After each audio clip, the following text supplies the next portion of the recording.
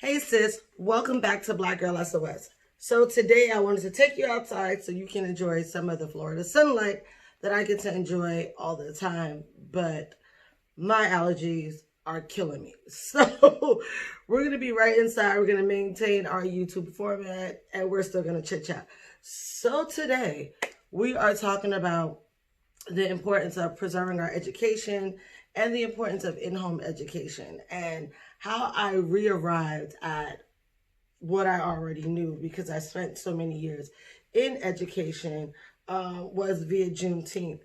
And I had the great fortune of spending my Juneteenth in Texas, which for those of us that know, we know that Juneteenth started in Texas. And for those of us who did not know, we know now, and we're going to use our Googles to learn even more about Juneteenth. And Juneteenth.com is a great resource to start with to learn more about Juneteenth. But to the point, I was able to spend my Juneteenth in Texas. So I parked my car at the long-term parking, and I was waiting for the shuttle bus, as the shuttle arrived. It's just myself and the shuttle driver on the van. And it was a van, not a bus, sorry. Anyway, as he's transporting me to the airport, we're having very common banter. And he's just asking me where I'm going. And I say, Houston. And he's like, work or pleasure. And I say, oh, for Juneteenth weekend. Now, I would say that this man, one, he was a white man. Two, I'd say this man probably was, or at least he appears to be late 50s. And he says to me, oh, I just learned of Juneteenth yesterday. So that means this man has been on this decade, by my guesstimation, at least 5 decades and had never heard of Juneteenth, right? And I would have pretended to be surprised, but I was not, because I was educated in America and I know that that is not the way Black history is taught. Black history is taught slavery, slavery, Martin Luther King, Rosa Parks, and then we just free. You know what I'm saying? Like we just out here living our best life is the version that they tell. And so I wasn't surprised at all, but I went on to say to him, yeah, I'm really excited. I've never got to celebrate it in Texas, and it's just going to be a great time. And it was an amazing time. So shout out to all of the great, great women and their families that I got to celebrate Juneteenth with this year. But the point is that I wasn't surprised because I wasn't educated on Juneteenth. I learned about Juneteenth when I got to college. I went to the University of Buffalo, State University of New York. Go Bulls. And yeah, Buffalo is, the best thing about Buffalo is hella Black all the fucking time. Like, won't need no motherfucking holiday to be Black in Buffalo. And that is probably one of the things that I really, really, really love about Buffalo. So Juneteenth is a big deal in Buffalo. It is celebrated like the 4th of July there. And that was really my first exposure to it. Like I had maybe heard it in passing and maybe might have been lightly familiar with it. But I know for a fact that I didn't really learn about it, wasn't really exposed to it, and didn't really see it celebrated until I was in college. And I'm a Black woman, so I was not even remotely surprised that this white man had never heard of it, right? If I don't know, why would I expect anybody else to know? And then that brought me to the point that, we have such an important duty to make sure that we are the ones that preserve our education. That preserve our history, and that we are the ones educating those that are coming behind us, and even those that are lateral or older than us that may not know. Like, we have that job, we have that responsibility. And when I used to be an educator, I used to say to my parents all the time, this is not just my job. Like, me educating your child is not just my job. Like, this job doesn't stop here at the schoolhouse. It doesn't stop in my office. It doesn't stop in my after school programs. Like, this also needs to be reiterated in the home. Like, this is a collective. There's a reason that it takes a village. And someone tweeted that we need to have a class action suit against McGraw-Hill for the bullshit that they publish and the annotated versions of history that they put in our social studies books and our history books that lead Black children to believe that their history starts at slavery. And in that regards, I speak to, American descendants of slaves and obviously not people that immigrated here for other reasons and period, because we didn't immigrate here. We were brought here. Very different.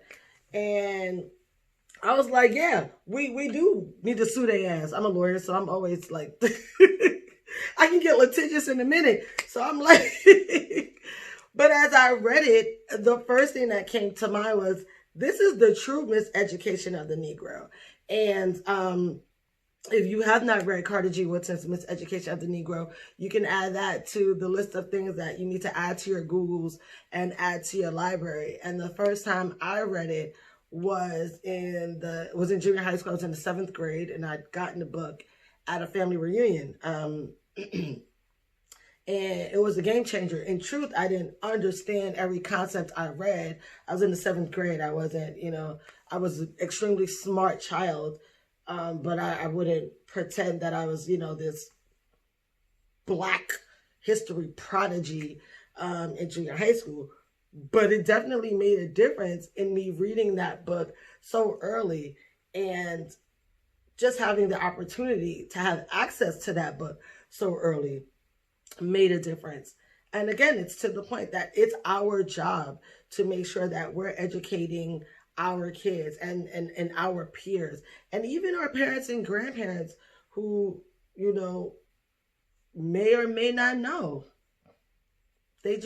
You only know what you know, and you don't know what you don't know. And each one teach one. So as we learn, it's our responsibility to, pass that information down. And what I do know is that for, I don't know, as many years as I can remember back to being very young and being in elementary school, I don't remember being taught anything about Black excellence happening prior to slavery. So I was never taught that I came from people who were already excellent. That's not the way I was educated. I was educated that we were enslaved, brought across to America. I wasn't even given the details of what the transatlantic slavery was like, I would say, until probably, I feel like 5th and 6th grade is probably like the first time I really heard an account of the transatlantic commute. And I use commute loosely. But it's to the point that, I was educated in a very specific way by very specific people. And I had a lot of Black educators in primary school. But also those Black educators were teaching from a curriculum that they didn't design, right? They were teaching from a curriculum they were given and had to administer.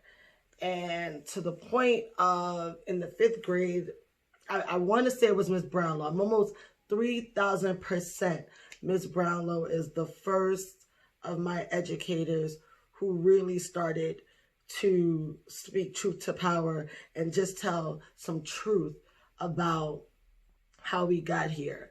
And the fact that these books are not all encompassing, and these books are not the end all to be all.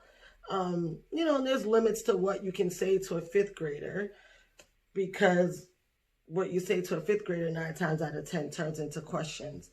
And people, I can only imagine that you want to protect your job.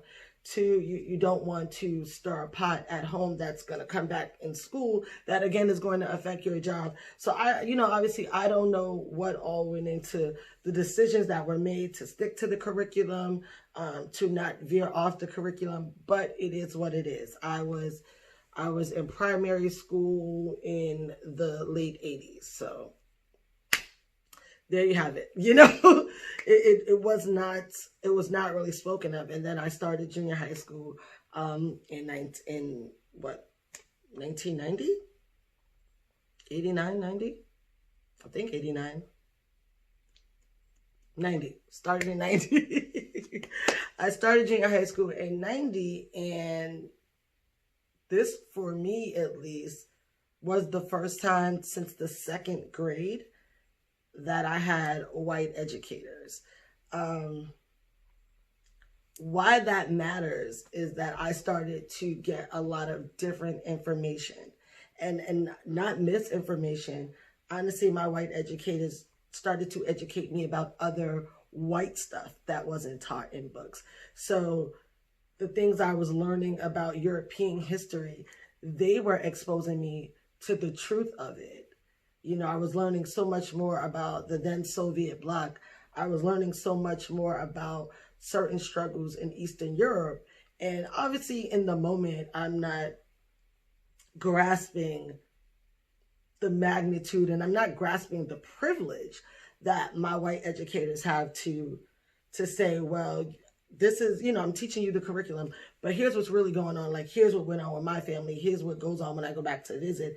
And the fact that they were able to confidently, courageously veer off course of, you know, the curriculum as the curriculum was designed. You know, in those moments, you're young, you know, I'm what, 10? I'm 10 at the time. I don't grasp the fact that this is a courageous act. I also don't grasp that there's a privilege attached to being able to do that without the worry or the fear of possibly losing your job, being reprimanded, you know, X, Y, and Z. I don't grasp all of this. But in hindsight, I think back to how early I started learning the truth about, again, the then Russian bloc, to a lot of things in a lot of Eastern European history, a lot of Western European history. I started getting firsthand accounts from my white educators. And as I, you know, reflect on that, I think, wow, there was so much opportunity for me to be educated so much earlier, because my primary school was predominantly, with the exception of my second grade, all of my educators were educators of color. Every last one of them. They were Black and they were Latina. They were Afro-Latina. I had an abundance of opportunity to really be educated on so much of my culture, and those opportunities weren't seized. And I'm sure that they had very valid and good reasons. And the minute that my white educators had the opportunity to tell me the truth, it was like, well, here's what's really going on. And again, it's these innate privileges that, one, a lot of white people think they don't have, or tend to overlook and think that we can do the same shit they do, but we probably be fired for doing some shit like that back then. And so following year, 7th grade, I go to a family reunion, and, you know, the gala, the last night, they have vendors set up, which, P.S., I just thought was a dope look. So, you know, shout out to my family for that. And I just ran in before the gala was even set up, and I was just looking at the books. I've always been a nerd. I love to read. One of many reasons I've been called a nerd throughout my life. But so I ran in, I seen all the books, and, you know, this time again, in 7th grade, I'm 11. My cousins are outside playing, and I'm super athletic, always been an athlete, so I really have no reason not to be engaging in the sports. But I saw a man setting up books, so I dodged the sports and I ran inside to see what books he had. And the cover of Miseducation of the Negro really caught my eye. So I picked the book up and I flip it over to read the back of the book. And the man who was selling the book was like, oh, you know, I'm surprised that's a book you would pick up. And I was like, well, the picture was very interesting, so I wanted to know what the book was about. And he said, you know, that's a pretty adult book. I'm not going to hold y'all. In my brain, I've been a grown-ass woman for a very long time. Not fast, but grown. Like, I've been an old-ass woman a very long time. So my response was, I am an adult. And, you know, he's just like, you know, it's an adult read. You may need somebody to, you know, sit with you and read it.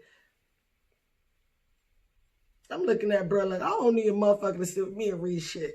He wasn't wrong because I didn't grasp all of the concepts. He was definitely correct in the fact that it was going to be more mature read than things I had been reading previously. But as far as I was concerned, bruh, I got this. Let me do what I do. So I got the price on the book. I ran back outside. I asked, I don't know, a relative. Who the hell knows which relative? But I asked them for some money to buy the book.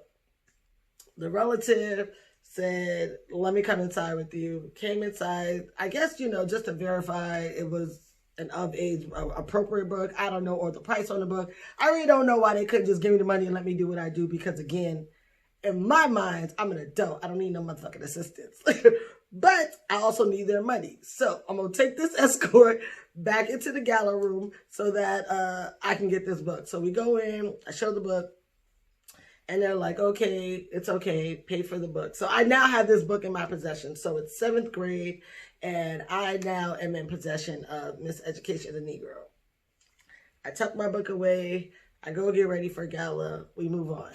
I get back home, and in my house, I had a stocked bookshelf. My bookshelf was to the brim, bleeding over, and I come home with another book. And my mom is like, you're going to need to start donating some of these books because we ain't got no more room, and my mother does not like a messy house. So at this point, I'm trying to figure out how I'm going to make this shit work. Because I'm not trying to part with any of my books. I have since learned the value of sharing books.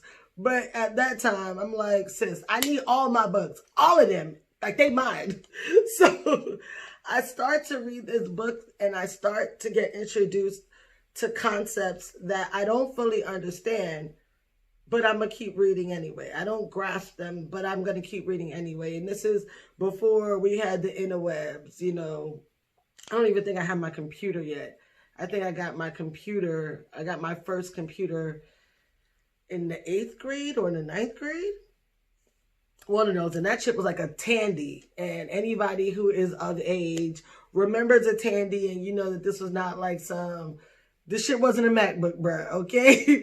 And I still didn't have internet. It didn't even matter. When I got my computer, I didn't have internet. This was also still pre-AOL dial-up. So I did not have the features. The computers weren't imputing. I did not have like the access to just like kind of quickly look up what I was reading and didn't understand. I was a library kid, card catalogs, tangible books. I still prefer tangible books. I volunteered in the library, interned in the library all through high school. I was big on the books, big on the library, big on being able to research because it's not like I had any other way to research.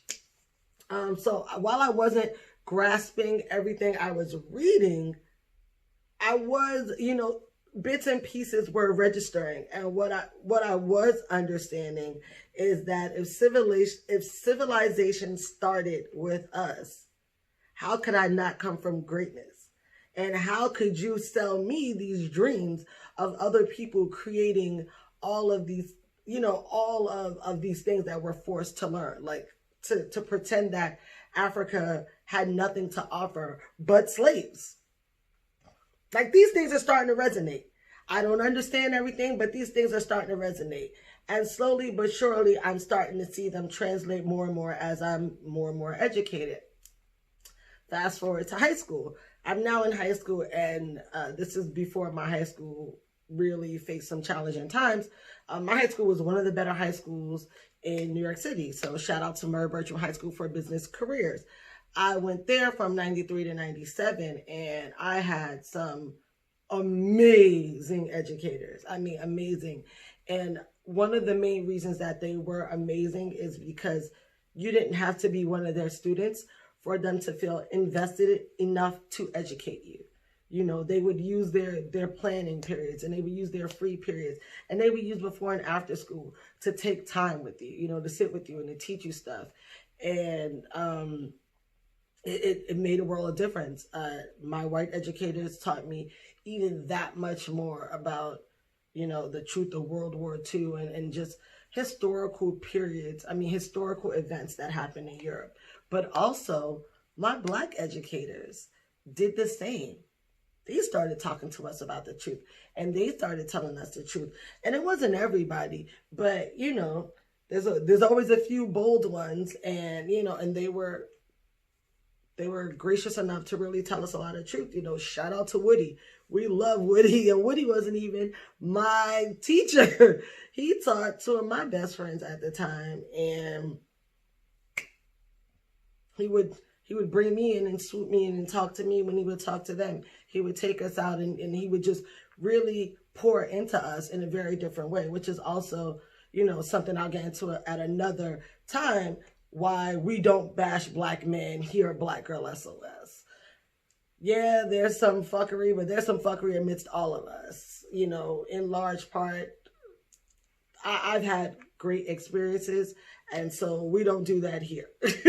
And we're not going to do that here. We're going to address shit as it need to be addressed. We're going to call party foul when we need to call party foul, but we're not going to throw an overarching umbrella on just shading black men. That's not a vibe in my life, so that's not something I'm going to perpetuate on my platform. But that being said, and to get back on topic, here's where you start to see all the pieces come together for me. Now, remember, I still don't really know about Juneteenth. I'm still not super educated on Juneteenth. I am more of I know they're not telling me the whole truth, and I know about Kwanzaa. This is where I'm at, and slowly the pieces are starting to fall together. And I remember I was in math, sophomore year. I want to say it was sophomore year. Might have been junior year, but I'm pretty sure it was sophomore year. And we were studying the Pythagorean theorem. And my math teacher is telling me all of these wonderful things that Pythagoras brought to life for us mere mortals, so that we would be able to, understand triangles and angles and blah, blah, blah. And so I was like, I got called on, and my teacher's like, Latasha, and I'm like, if this guy invented a squared plus b squared equals c squared, how come Africa had pyramids way before this person existed? I just want to know. I mean, you're telling me, but for him. And I'm telling you, that already existed. And I just need the math to math. Like, I just need it to make sense. I was sent to, I was kicked out of class. I was sent to, I can't remember if it was the dean's office or the guidance counselor's office. Probably the guidance counselor. And my guidance counselor was a white woman at the time. And I was just like, yeah, all I did was ask a question. And I felt like it was pretty damn valid. So I don't know the problem. Like, I don't see the problem. And what I realized very immediately is that they don't want to be challenged on what is truly our history. Like, the status quo being challenged is going to be problematic. I'm going to be penalized, and I'm going to, basically put myself in jeopardy every time I challenge the status quo. I mean, in large part, I don't give a fuck. I'm a bit of a pot stirrer, and I want the shits. Always have been, always will be. When they lower the casket, the epitaph on my headstone will read, headline a motherfucker with the shits. Okay? So I'm all good with that. But it was a lesson learned, and what it really did was kind of open my eyes even more. I went back and I reread Miseducation of the Negro. It started to make more sense. The things I was reading started to settle in more. The pieces were like the Lego pieces or the puzzle pieces were starting to come together, and things were starting to make more sense. Fast forward to undergrad, when I got to Buffalo. So I went to Buffalo the summer before my undergrad started, and my EOP advisor was Terrell Monroe. Shout out to Terrell. And one of the first things he said to us, unequivocally, he didn't ask us, he didn't make a plea to us, he told us, you were joining the Black Student Union. Period. That shit was a sentence. Period. That's it. And we did. And we did. And I'm grateful for that kind of unequivocal navigation, and being in the Black Student Union in a place like Buffalo. Honestly, when I tell you we were blackity, blackity, black, black, black, it was good. It was, it gave me the opportunity to, one, to exchange dialogue with people from different backgrounds that are, skin folk. And more importantly, it gave me the opportunity to be educated on things that I had not been educated about before. So, to the original point of what got me here, Juneteenth is a big deal in Buffalo. And I was really overexposed to it, not just what it was, but the way it's celebrated, that it's our Independence Day. I had never heard that before. Even when I had heard of Juneteenth in passing, I had never heard of it expressed and celebrated as our Independence Day. And it's just a testament to how very important it is for us to be the ones that are educating our young people, our peers, and above all what we know. And I think with COVID really forcing homeschooling on everybody, at least with the parents I have spoken to, it's become much more understandable. I feel like parents get it now, one, what educators go through, but two, that this shit is a collective job. Like, I can't do this shit on my own. One, I don't have all the answers. I just don't. And two, that educator can fill in a blank that this parent can't, and this parent can fill in a blank that this educator can't. But also overwhelmingly, what I've heard from parents that I've spoken to is how much has been lost from their education experience to the experience that their kids are having, where their kids are being really, really taught in a confined space to pass an exam. They're not even getting as much education as we were getting. Shit, and our shit was already annotated. I remember I hosted a poll on Twitter, and I just asked, those of you who are parents of kids, I think the age limit I used was 7 to 13. 7 to 13. And those of you who are educators, do you still see current events happen? I remember, and I asked, how old were you when you first started reading the newspaper? Like, I started reading the newspaper very young in primary school because I had to do a current event. Like, if it wasn't daily, depending on the educator, it was weekly. But I always had to do it every grade. I did that from, I would say, 3rd grade straight until, I don't know, it feels like 9th or 10th grade. I was responsible for current events.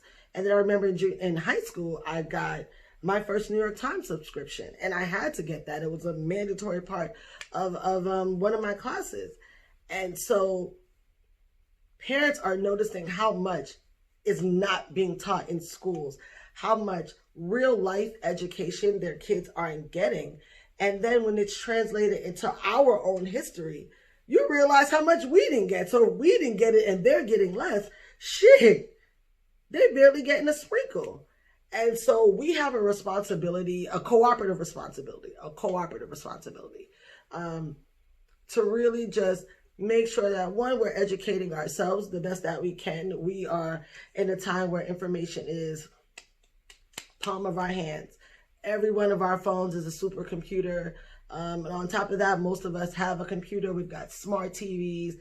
Everything you need is available. I do not miss running through the pages of Encyclopedia Britannica. I don't miss that at all. Like, I'm very grateful for the way modern technology has really brought information into concise spaces. That being said, we also have the responsibility of siphoning out the source of this information, because what sucks about the internet is that anybody can put up anything at any time. So it still provides the opportunity for people to curate our narrative and make our narrative whatever they want it to be. And that's not what we want to teach ourselves or our youth peers or anybody above us. So we still need to be, we still need to do our due diligence and make sure that we siphon out our sources and just make sure that the information that we're putting out to others, even if the information we're absorbing, that it's viable, and really important is that it's actionable.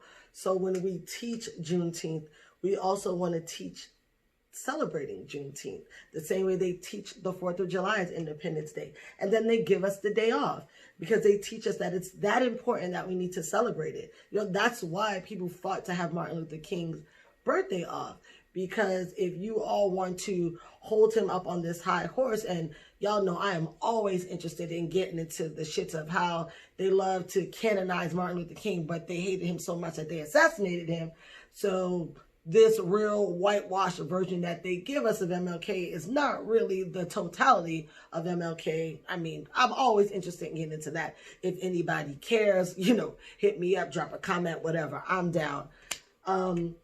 But to the point is that they canonize him so much and make him one of the acceptable blacks so much that he's taught in school. Well, then he needs to be acknowledged. You know, that's why everybody was fighting to get his birthday acknowledged. And truth be told, I don't think it's acknowledged in every state at this very moment in 2020. It is not acknowledged in every state. And that, you know, and again, proves the fucking point of the fact that they tell us this real bullshit version, this real convenient version of MLK. But anyway, to my original point, when we teach these things of our culture, we also need to teach them to celebrate it. And I think that is, you know, across the board with our history, our religions. You know, stop teaching that our religions are, that our origin religions are witchcraft. They're not. You know, stop teaching shit like that. But it's on us to educate ourselves. It's on us to, you know, learn more, absorb more, celebrate more, and to teach more. And teach in-house. We don't have the luxury of relying on the system to incorporate our truth into their narrative. That just is what it is. And that doesn't mean that we don't have the space to still teach. So utilize your platforms. I am wholly aware that every educator is not going to speak truth to power in the classroom, because that is going to have a trickle-down effect. I get that. I understand that. But we have so many other platforms and so many other ways, so many other opportunities that we can teach each other. Let's not squander those. Let's not pretend that we don't have a responsibility to do that. You know, just remember, each one teach one. And with that being said, I wish you all a very happy Saturday. I hope that you all learned something new about yourself, your family, your culture, and that you share it with somebody, share it with a stranger, share it with somebody you love. Just share it. And until next time, sis, you have a good one.